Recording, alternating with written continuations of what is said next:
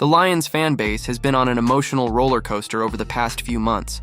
First, Jared Goff was celebrated all over Detroit. Now, something has changed, and the silence surrounding the QB speaks louder than any chant of support. And as if that weren't enough, the coaching staff is also facing a major shakeup, with a change that could directly impact the future of the offense. What's going on behind the scenes? Don't miss any details of these updates, and make sure to like the video to support the channel. Since the Lions were painfully eliminated from the playoffs, the chants of Jared Goff have practically disappeared from Detroit. Radio host Jeff Riger from 97.1 Ticket brought up this issue on the air, saying he noticed a shift in the fan base's tone over the past few weeks.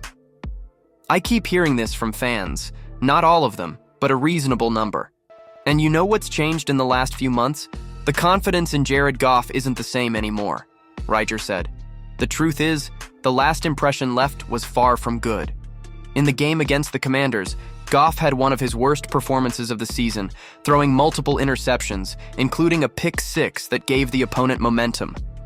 For a team with Super Bowl aspirations, that performance was a major red flag." "It was a brutal game," Riger continued.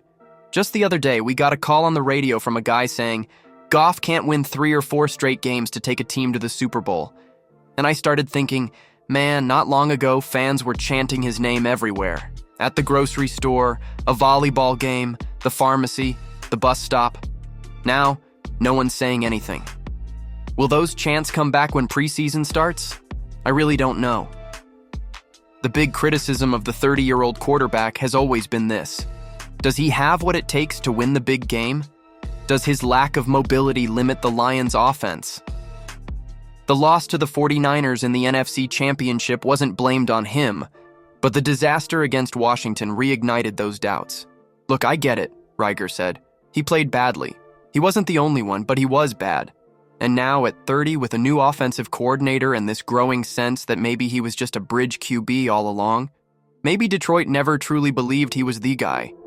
Yes, everyone loved Goff when Stafford made the playoffs last year, but deep down, was that confidence ever really there? Or was there always that little doubt in the back of people's minds saying, he's not going to win a Super Bowl?" Riger believes the answer became clearer after that elimination. A lot of people won't say it outright, but they drop little passive-aggressive criticisms here and there.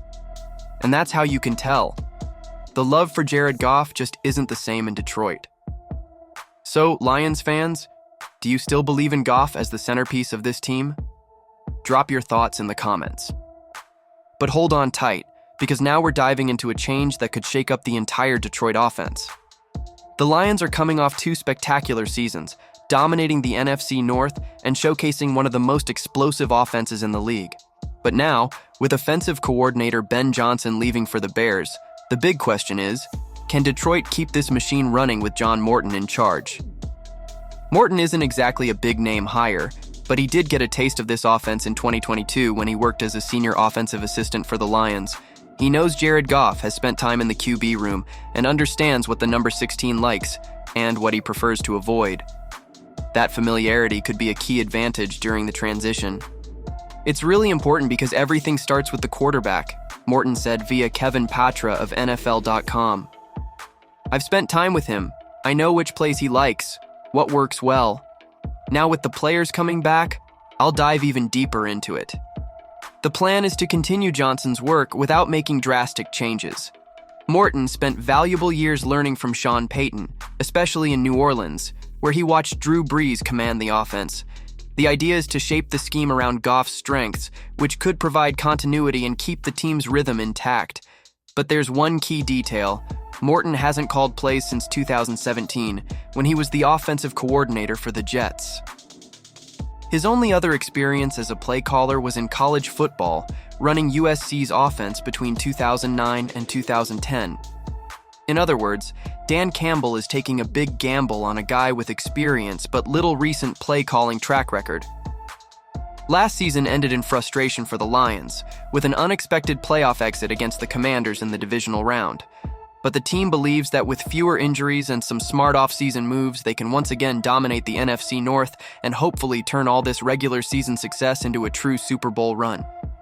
The Lions are at a crossroads. Support for Goff doesn't seem as strong anymore, and the coaching staff is betting on a hire who, despite his experience, hasn't led an offense in years. Will this decision keep the team at the top, or are we about to see a decline? If you want to stay updated on everything, subscribe to the channel so you don't miss a thing.